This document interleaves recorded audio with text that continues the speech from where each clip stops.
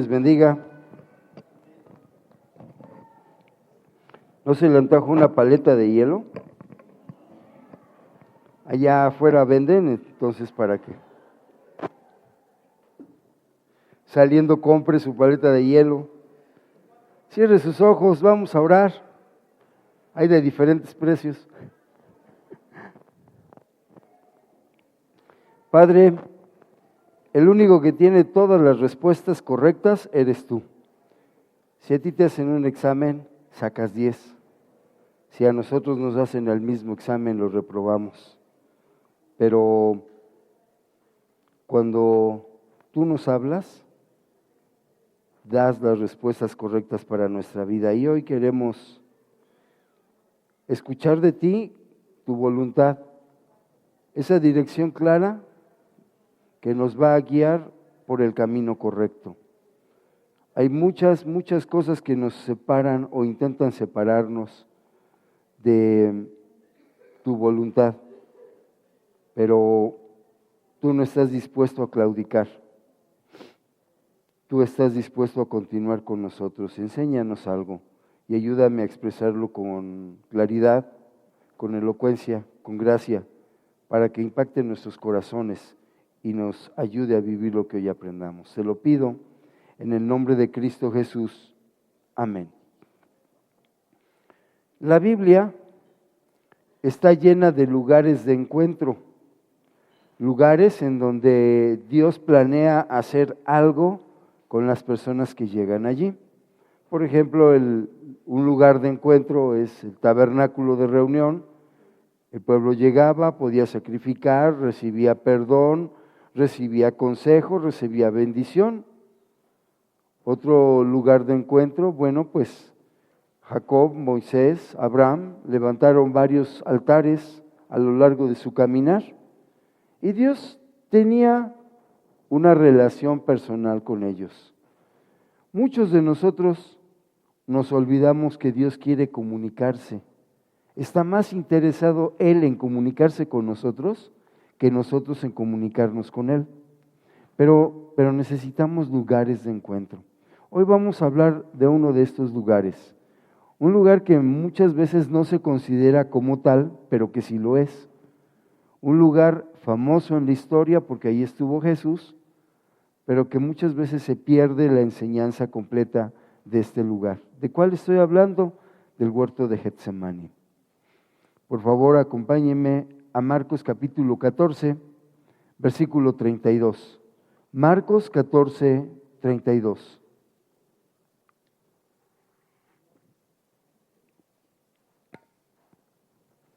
Marcos 14, 32. Vinieron pues a un lugar que se llama Getsemaní y dijo a sus discípulos: sentaos aquí, entre tanto que yo oro.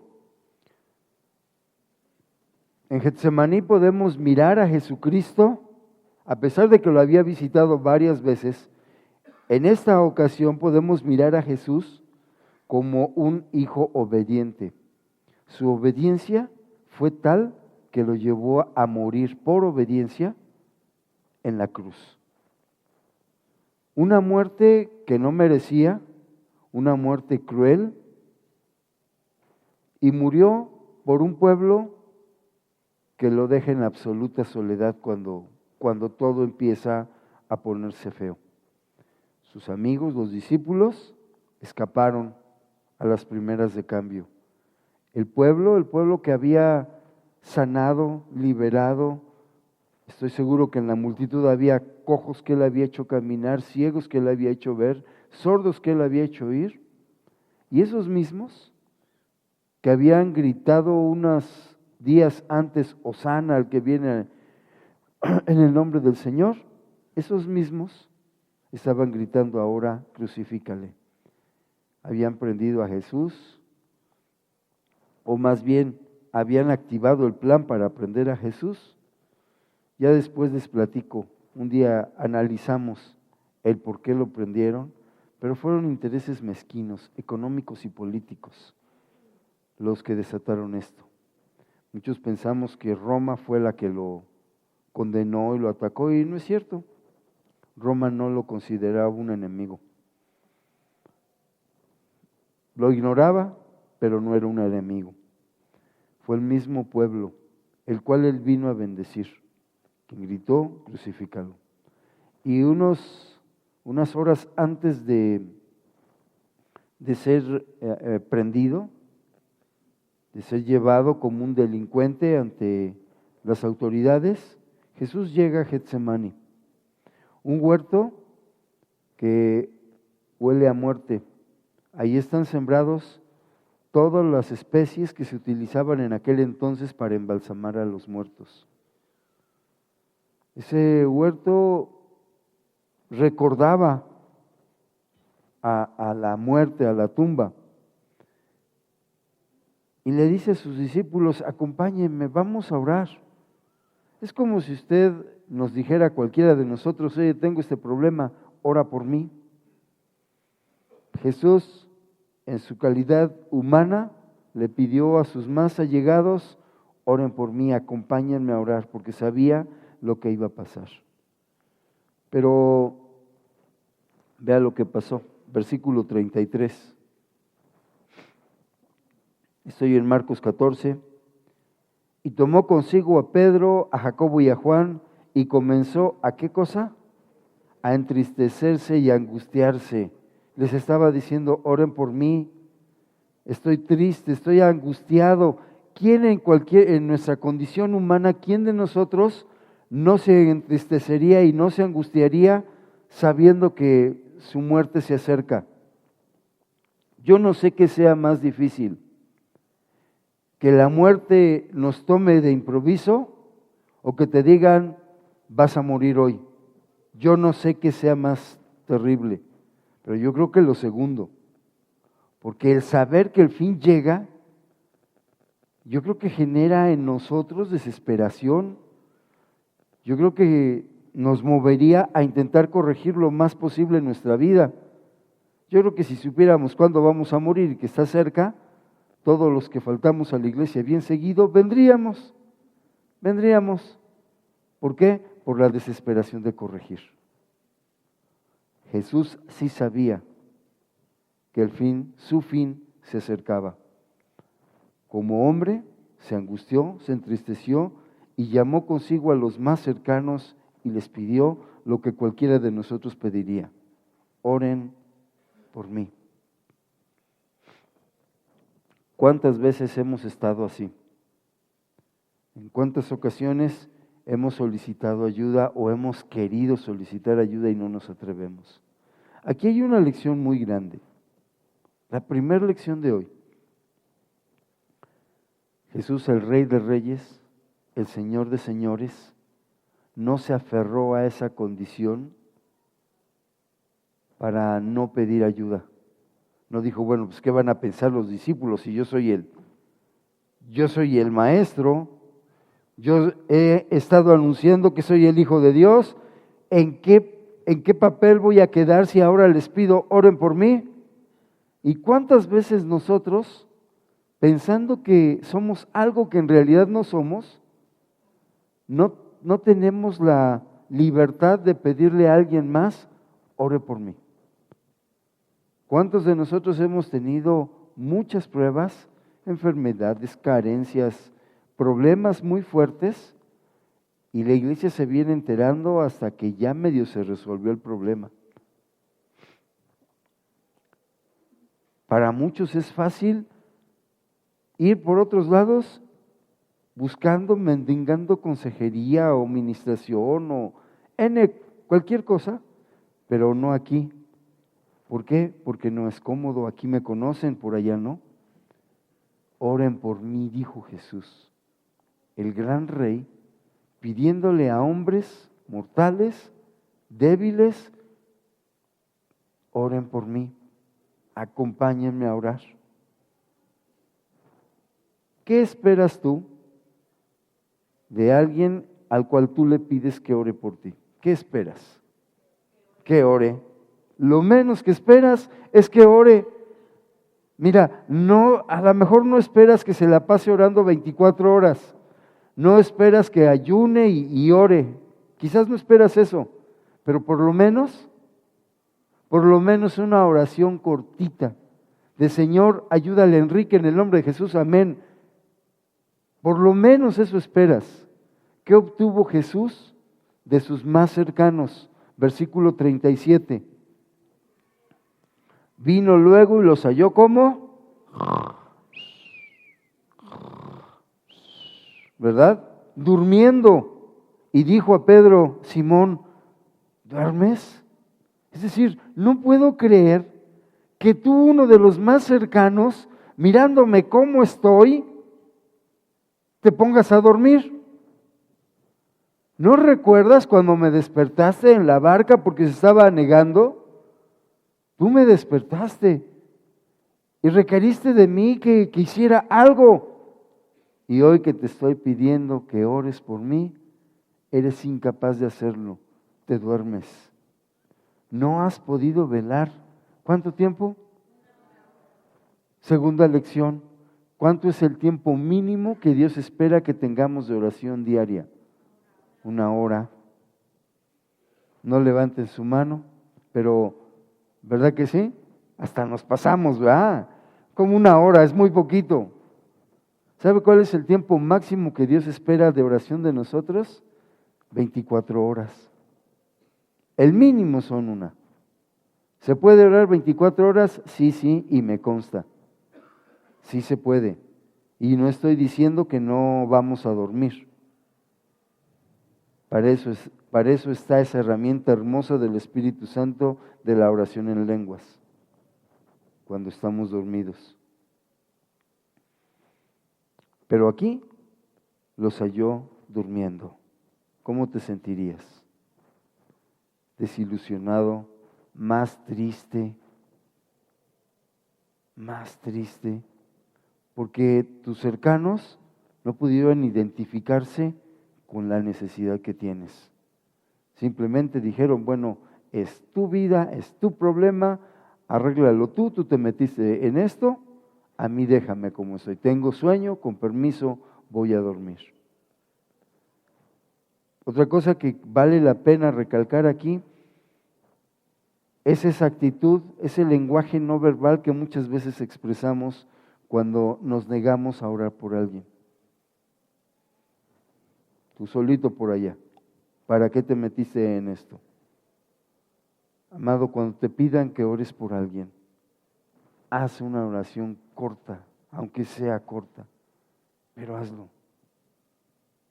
Manifiesta tu solidaridad, un abrazo, una sonrisa, un estoy contigo.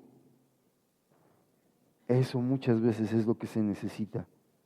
Getsemaní. Cada nombre en la Biblia tiene un significado y tiene un sentido. ¿Qué significa Getsemaní? Getsemaní es un vocablo hebreo que significa prensa de aceite. El aceite de olivo se saca de allí.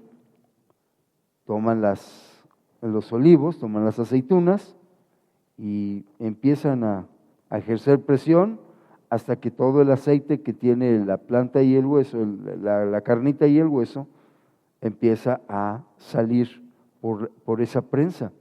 De ahí sacan y así sacan el aceite de olivo. ¿Qué simboliza o qué debería de simbolizar para nosotros Getsemaní? Getsemaní debe de simbolizar para nosotros un lugar de encuentro con la voluntad de Dios. Por eso no nos gusta llegar a Getsemaní, porque a veces no nos conviene conocer la voluntad de Dios. A veces preferimos ignorarla, como si ignorando la voluntad de Dios quedáramos exentos de cumplirla. Yo puedo ir a cualquier país, no sé, a Arabia, en donde el alfabeto no se le entiende nada en el español, pero eso no me exime, el que yo no pueda leer los letreros, no me exime. Si me estaciono en un lugar prohibido, seguro llegan y me infraccionan. Porque el ignorar no me exime. ¿Por qué le pegaste a tu esposa? Ah, es que yo no sabía que no se le tenía que pegar. Ah, mira. ¿Verdad? Coincidencia, ¿va? Es que yo no sabía de quién era esa bicicleta nueva que estaba allí junto a ti y por eso me la llevé. Pensé que me la había encontrado, ¿no? Un lugar de encuentro con la voluntad de Dios. Y la voluntad de Dios nos hace como aceitunas.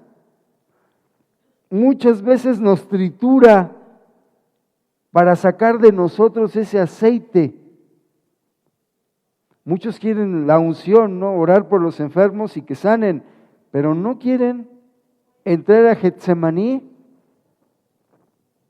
y dejar que el Señor nos dé esa unción fresca, pero a través de esa prensa de aceite, encontrarme con la voluntad de Dios. Se necesita ser valiente para ir allí, a Getsemaní. No Getsemaní geográfico, Getsemaní espiritual. Un lugar en donde tú tengas para encontrarte con la voluntad de Dios. Y sabes, Jesús nos dio ejemplo de cómo llegar a Getsemaní y además lo inauguró para nosotros. Marcos 14, versículo 36. Fíjense por qué digo que Getsemaní es un lugar de encuentro con la voluntad de Dios. Y el que lo hizo primero se llama Jesucristo. Marcos 14, 36. Y decía, Abba Padre, es decir, Papito, todas las cosas son posibles para ti. ¿Cuántas cosas son posibles para Dios? Todas. Todas las cosas son posibles para ti. Te voy a pedir una, Señor, una. Aparta de mí esta copa. ¿Qué le estaba diciendo Jesús? En su calidad de ser humano, mi cuerpo no quiere pasar el suplicio. Yo no quiero ser azotado. No quiero que me pongan una corona de espinas. No quiero que me abofeteen. No quiero estar deshidratado, ni pasar hambre, ni sed. No quiero que me exhiban desnudo. No quiero que me claven clavos en las manos y en los pies. No quiero que me exhiban, me levanten en un madero donde todo el mundo me pueda ver y donde me critiquen. No quiero sentir la soledad y el frío de la muerte. Y no quiero sentir tu abandono, Señor, en la cruz. No quiero eso. Todas las cosas te son posibles. ¿Es una verdad? Sí, sí es una verdad innegable. Para Dios nada hay imposible. Pero fíjese, el amado de Dios, su Hijo unigénito, le estaba pidiendo un favor a Dios. Papá, y le dijo Abba Padre, en hebreo Abba Va, que significa papito. Papi, apelo a tu corazón. No quiero.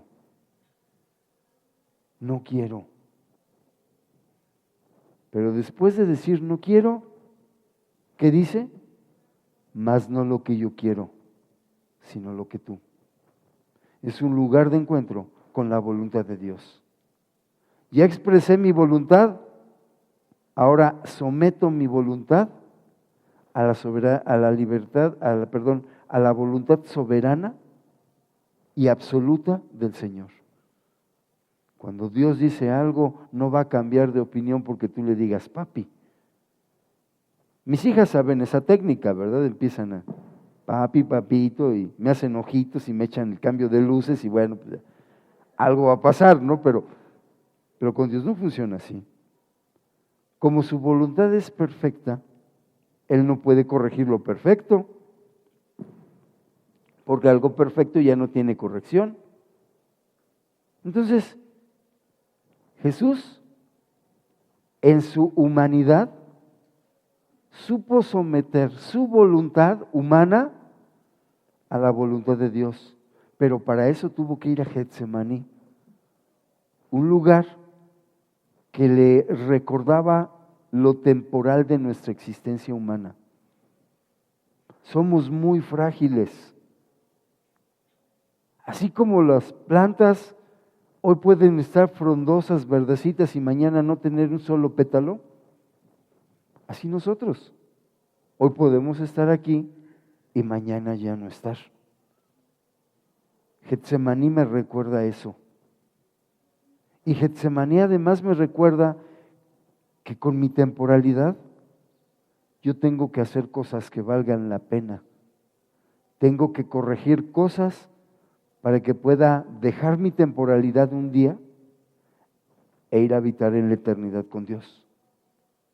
Pero para lograrlo, yo tengo que someter mi voluntad a la de Él, me guste o no me guste. Getsemaní no es un lugar para pusilánimes, no es un lugar para cobardes, no es un lugar para mediocres, y ninguno de los que estamos aquí somos pusilánimes, miedosos o mediocres. No somos eso. ¿Por qué se lo digo con tanta certeza? Porque Dios nos rescató, porque tuvimos la valentía de confesar nuestros pecados, de aceptar a Jesucristo como el Señor de nuestra vida. Y para eso también se requiere valentía. No cualquiera lo hace. Hemos tenido la valentía de ir corrigiendo nuestras vidas. Quizá hemos salido enojados de los mensajes. Quizás no nos queremos enfrentar con la Biblia. La leemos poco y oramos poco. Pero estamos aquí. Eso implica que queremos continuar. Que nos falta mucho por caminar. Sí, nos falta mucho. Pero queremos continuar. Y queremos corregir y queremos aprovechar las oportunidades. Por eso Getsemaní sí es para ti, sí es para mí. Porque es un lugar de valientes. Si yo pidiera que hoy levantases tu mano si has pecado, si te has equivocado, yo creo que el único que no levantaría la mano es el que estuviera dormido o un bebé recién nacido. Pero todos los demás, no una, sino las dos manos levantaríamos diciendo sí, sí pequé, sí merezco castigo. Pero Getsemaní me enfrenta con esa realidad. Y me enfrenta con esa realidad para que yo pueda corregir. Aunque yo no lo entienda, lo mejor que me puede pasar es que la voluntad de Dios se cumpla en mi vida. Y no es agradable. La voluntad de Dios se cumplió en la vida de Jesucristo y fue a la cruz. Así que no necesariamente el que la voluntad de Dios se cumpla en mi vida va a ser algo agradable. Muchas veces va a ser algo difícil, algo que me rete, algo que me haga ver a mí de lo que soy capaz. Porque sin retos uno no demuestra la capacidad que tiene. Si a un bebé no se le reta para caminar, nunca va a demostrar la capacidad que tiene.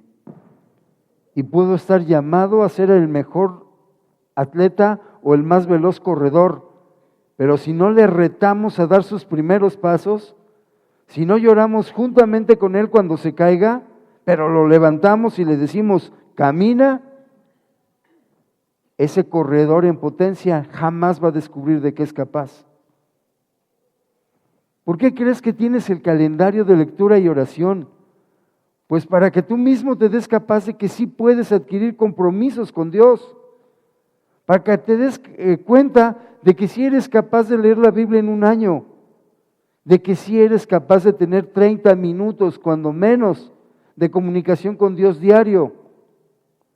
Pero es un reto.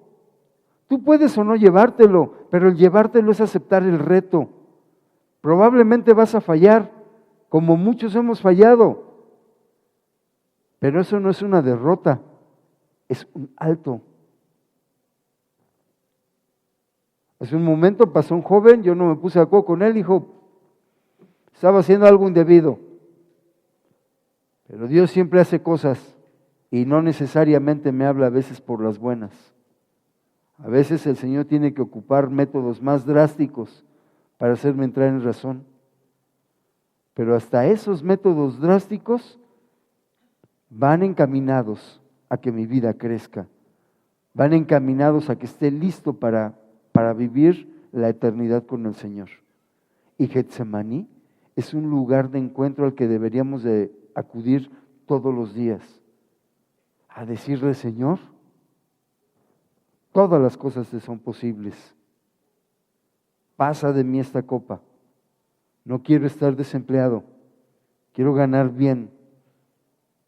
Me duele lo que está pasando con mis hijos. Me siento mal físicamente. Los exámenes son difíciles. Estoy cansado. Mi esposa no me entiende. Pasa de mí esta copa. Ordena por decreto que mi esposa me ame como al principio. Ordena por decreto que yo tenga el mejor salario del universo. Ordena por decreto que mi cuerpo sea sanado. Ordénalo, todo te es posible. Pero no sea como yo, sino como tú. Cumple en mí tu voluntad. Eso es lo que estaba diciendo Jesucristo en Getsemaní, porque para eso fue, para enfrentarse con la voluntad de Dios, para darse cuenta de su debilidad, pero para permitirle al Señor perfeccionar su poder en la debilidad de Jesucristo. Aquí podemos ver a Jesús, hombre, enfrentando con valentía la paga del pecado. Pagó el precio por nosotros. Él sabía que el peso del pecado de toda la humanidad, nacida y por nacer, iba a recaer sobre sus espaldas en unas cuantas horas. Pero estuvo dispuesto, porque fue a Getsemaní a entregar al Señor su voluntad. Mira, muchas veces nos cuesta más trabajo someter mi voluntad a Dios que diezmar. Mira, Señor, no me pidas el 10%, te doy el 50% de mi dinero, pero no me pidas que te obedezca en otra cosa. No me pidas que honre a mis papás. No, mira, es más, no el 50, el 75% de mis ganancias. Pero no me pidas que honre a mis padres. No me pidas que sea honesto en mi trabajo. No me pidas que ame a mi esposa o a las esposas que respeten al esposo. No me pidas eso. Mejor te entrego cosas materiales. Porque muchas veces, cuando se trata de que la voluntad de Dios se cumpla en mi vida, me es más fácil intentar comprarle los favores a Dios. Pero malas noticias. No puedo comprarle los favores a Dios. Dios no me está pidiendo nada por bendecirme, nada. Lo único que me pide es ajusta tu voluntad a la mía. ¿Por qué? Porque cuando tú te ajustes, siempre vas a resultar bendecido. Filipenses 2:8. Vea esto. Yo le dije que Jesús, hombre, sometió en Getsemaní su voluntad a Dios.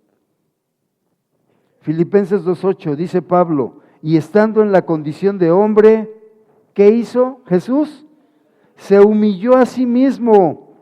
Ahora, deje una marca allí y vaya a Lucas 9:23.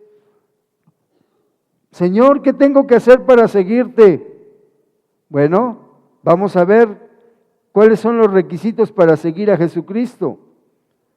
Y decía a todos, Lucas 9:23, si alguno quiere venir en pos de mí, niéguese a sí mismo, regrese a Filipenses. Estando en condición de hombre, se humilló a sí mismo. Eso es negarse. Jesús demostró con su vida que los mismos requisitos que nos puso a nosotros para seguirlo a Él, son los mismos requisitos que Él se autoadjudicó para seguir al Padre. Se humilló a sí mismo. Lucas dice, niégate a ti mismo si me quieres seguir. Pero la segunda condición, estamos en Filipenses, haciéndose obediente hasta la muerte y muerte de cruz, es decir, obedecer hasta la última consecuencia. Ve a Lucas otra vez, Lucas 9:23. Si alguno quiere venir en pos de mí, dice Jesús, niéguese a sí mismo, pero después tome su cruz cada día y después sígueme. Tomar mi cruz es eso, ser obediente hasta la última consecuencia, hasta lo último de lo último. Es muy fácil sujetarse a la autoridad cuando la autoridad dice cosas que me agradan, cuando es bien simpático y me da cosas. Te invito a una fiesta y para que no gastes ni en el regalo, yo que soy el festejado, te compro algo para que me regales a mí. Y además te voy a dar pastel y tamalitos y todo lo que se da en una fiesta. Ah, pues sí, claro, sí voy. Y voy gozoso, voy sonriendo. Pero cuando en lugar de fiesta te digo, es que tienes que corregir esto en tu vida, porque la palabra de Dios lo dice, entonces ya dejé de ser el simpático viejito del regalo. Ahora soy el odioso pastor que solamente quiere estar dando bibliazos. Pero yo tengo que obedecer a Jesús hasta la última consecuencia, porque Él me lo demostró. Se hizo obediente al Padre hasta la muerte y muerte de cruz. Generalmente, un crucificado tarda días en morir, porque el tormento está diseñado para eso, para que se muera lenta y dolorosamente. ¿Por qué Jesús murió tan rápido? Porque Él se entregó por completo y porque hay una profecía que dice que no iban a quebrar sus huesos. A los crucificados les rompían, imagínense, a golpes las espinillas para que todo el peso recayera sobre los brazos. Imagínense el dolor tan terrible. Y tenían que, a ellos, a los dos que estaban con Jesús y a Jesús, tenían que morir ese día porque era la celebración de la Pascua al otro. Y como los judíos eran tan respetuosos, ¿verdad? Pues cómo se iban a contaminar con un muerto. Mejor los matamos antes para estar listos para la fiesta de la Pascua y decirle, oh Señor, qué santos somos. Se hizo obediente hasta la muerte y muerte de cruz. La reflexión de fondo es, ¿seremos capaces de hacernos obedientes? Nadie está pidiendo que nos crucifiquen, ¿eh? No creo que el Señor nos esté pidiendo a ninguno de nosotros que te crucifiquen. Pero no necesitas llegar a esos extremos. Obedece. No lo que te guste, obedece lo que dice la Biblia, lo que tú encuentres en la Biblia que tienes que hacer. Obedécelo. Obedece al consejero. No porque sea alguien de autoridad al que se deba de obedecer, porque te dice lo que dice la Biblia. Sujétate a tu responsable de ministerio. Cumple tu rol en la familia como mujer, como hombre, como hijo. Cumple tu rol en la sociedad. Cumple con tus obligaciones fiscales, laborales. Cumple con eso. Obedece. Porque eso es Getsemaní, un lugar de encuentro. Un lugar de encuentro que me enfrenta a la voluntad de Dios. Puede no gustarme, pero me está enfrentando. Marcos 14, versículo 40.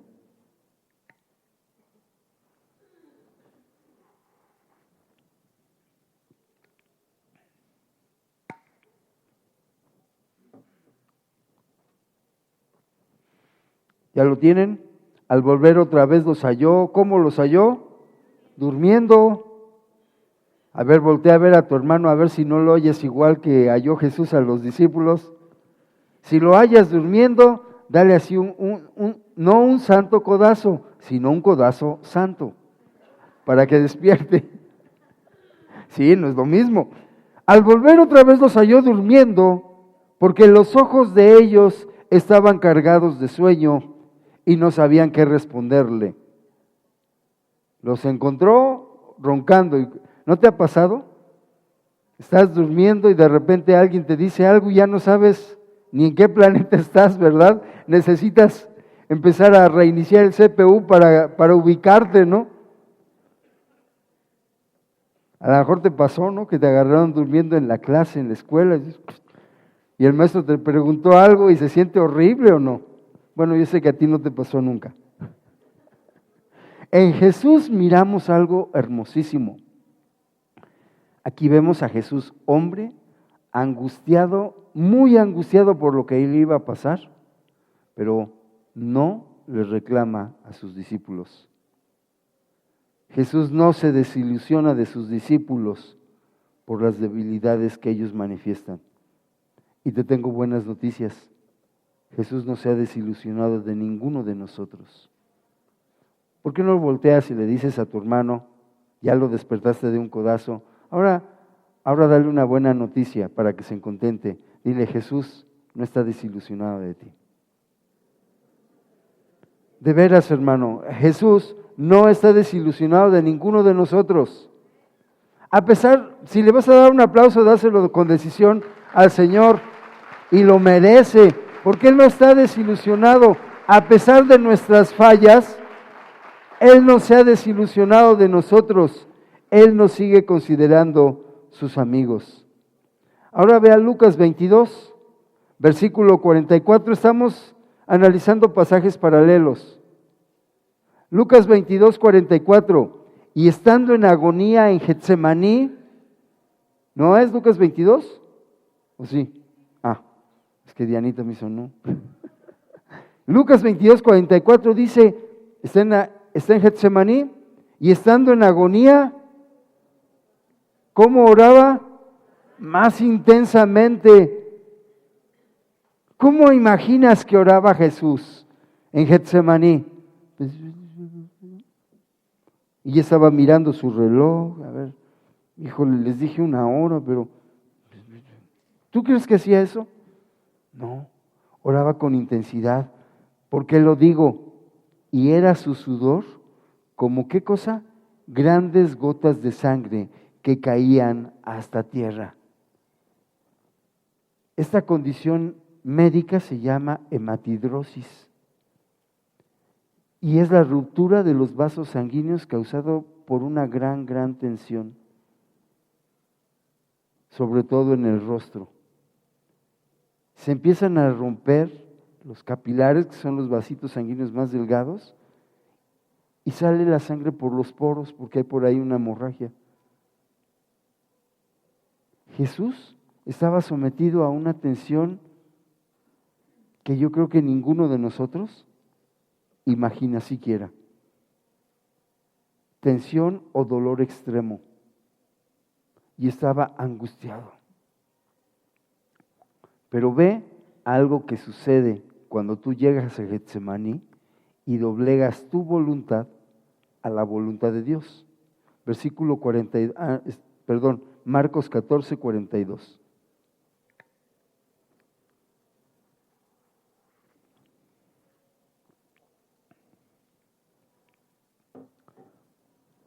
Hace un momento vimos a Jesús angustiado, tan angustiado que sudaba sangre. Y en este momento, cuando encuentra dormido a sus discípulos, les dice, levantaos, vamos, he aquí, se acerca el que me entrega. ¿Tú miras angustia en las palabras de este varón después de salir de la presencia de Dios? No, ya no hay angustia.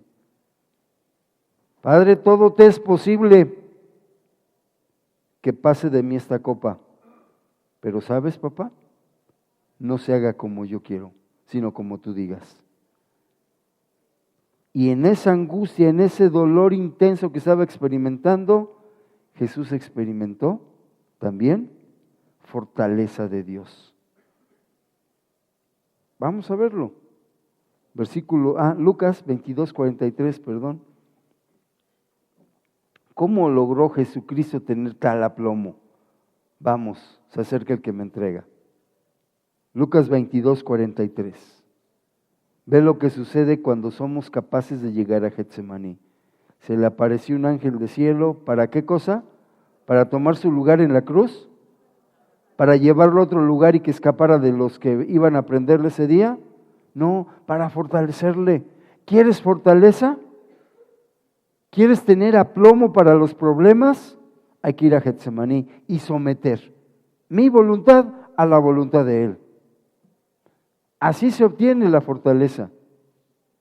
No es algo que desde las alturas Dios diga, bueno, sean fortalecidos todos los del Centro Cristiano Zumpango que están reunidos a esta hora allí.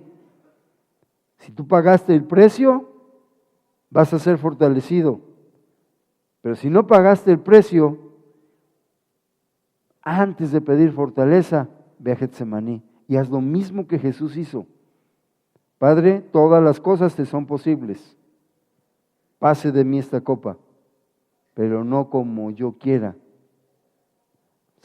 sea tu voluntad en mi vida. En otras palabras, Señor, que tu voluntad se cumpla en mi vida. ¿Le has pedido eso a Dios? Es bien fácil pedirlo para el vecino, ¿va? Señor, que tu voluntad se cumpla en su vida. Y si es que baje fuego del cielo, que te apure, Señor. Pero no es así, es tu voluntad en mi vida. A ver, dígalo en voz alta, Señor, tu voluntad en mi vida. Es así, hermano, pero esa debería de convertirse en un himno para nosotros, en una constante, tu voluntad en mi vida, siempre. ¿Para qué? Para que mi vida se corrija. ¿Para qué fue fortalecido el Señor? Para cumplir la voluntad de Dios. Porque no es fácil cumplir la voluntad de Dios. Pero, ¿cómo quieres recibir esa fortaleza si no estás dispuesto a pagar el precio? Hay una gran diferencia entre pagar el precio y mendigar. Y a veces mendigamos. Una limosnita, Señor. Que no me duela mi pestaña derecha hoy. Una limosnita, Señor. Que me saque la lotería para ya no trabajar nunca. Una limosnita, Señor. Y así estamos. Jesús no hizo eso. No fue a mendigarle a su Padre nada. Somos hijos. Fue a ponerse a las órdenes de papá. Hace un momento yo le dije que la voluntad de Dios cuando se cumple en mi vida es lo mejor que me puede pasar.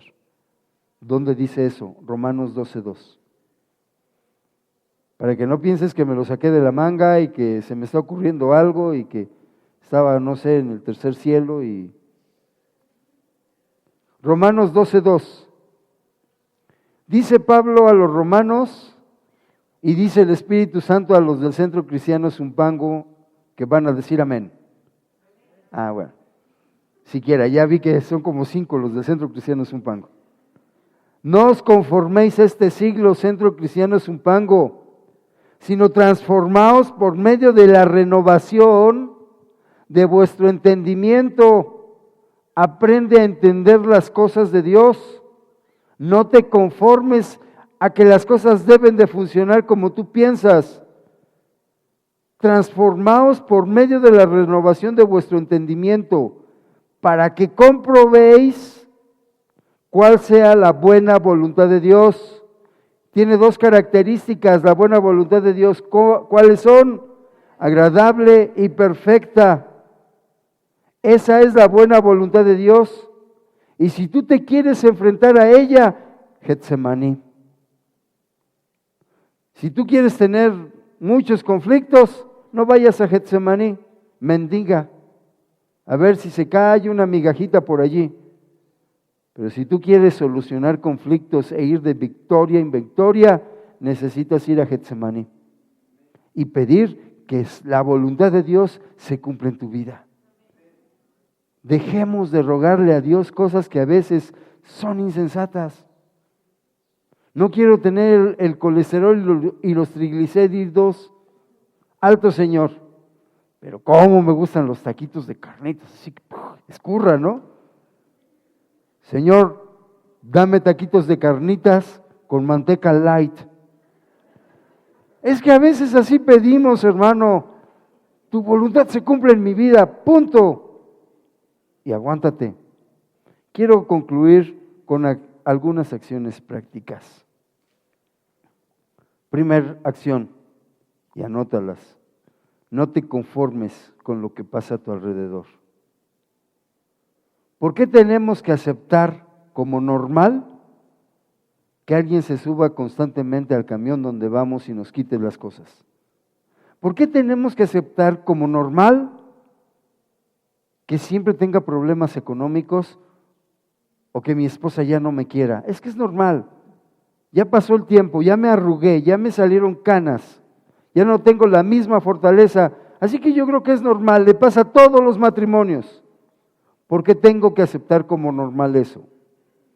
Segunda cosa, dispón tu corazón para comprender la voluntad de Dios. ¿En dónde? En Getsemaní, tu Getsemaní.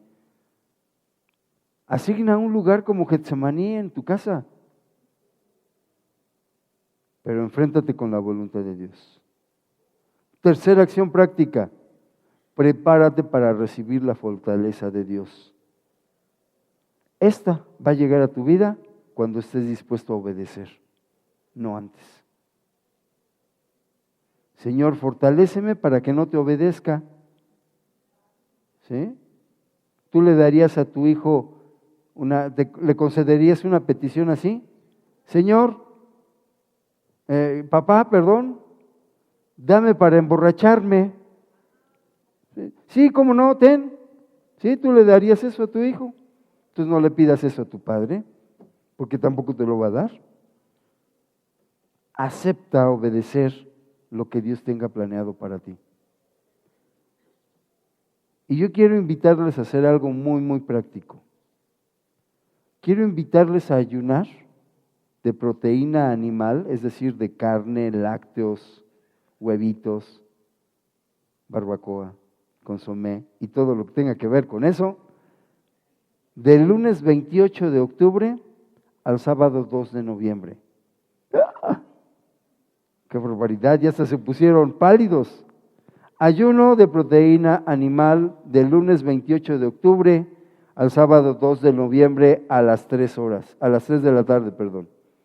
Allí terminamos nuestro ayuno. Quiero invitarlo a ayunar. Van a publicar algunas recetas, porque bueno, pues algunas hermanas, porque el gordo así lo pide, cocinan carne o carne, ¿no? Bueno, pues en este ayuno vamos a hacerlo de proteína animal, así que van a aparecer ahí algunas recetas para que usted sepa cómo comer tacos de lechuga con frijoles, ¿no? Pues no es proteína animal, vaya. Se me ocurrió ahorita ese menú. Y quiero hacer otra invitación. Quiero invitarlos, estoy convocando a que toda la iglesia, todos los que están aquí, sí, tú que te estás haciendo el dormido, sí, tú que nunca pones atención, sí, tú estás invitado para el jueves 31 de octubre, a partir de las 6 de la tarde, de 6 a 9, vamos a tener una reunión especial de oración. 31, 1 y 2 de noviembre son días en donde hay fiestas satánicas alrededor de todo el mundo. En la iglesia no hacemos nada. Vente a orar. Vas a estar en ayuno. Vente a orar. Y les voy a invitar a que participemos, no nada más a que vengamos a sentarnos. Quiero invitarte a que cuando menos traigas una intención de oración. Y no por eso dejes de venir si no tienes intenciones de oración. Es enfrentarnos a Getsemaní. No puede estar la iglesia estática ante todo lo que está pasando. 2 invitaciones entonces. Jueves 31 lo vamos a estar recordando a las 6 de la tarde, reunión especial de oración. Tienes que traer cuando menos una intención. ¿Quién dice amén? Ok. Y ayuno de proteína animal a partir del 28 de octubre y terminando el 2 de noviembre a las 3 de la tarde. ¿Quién dice amén? Bueno. Dijeron amén así como se les fue el corazón, pero bueno, así es. Le dejo los micrófonos a mi hermano. Enfréntate a Getsemaní.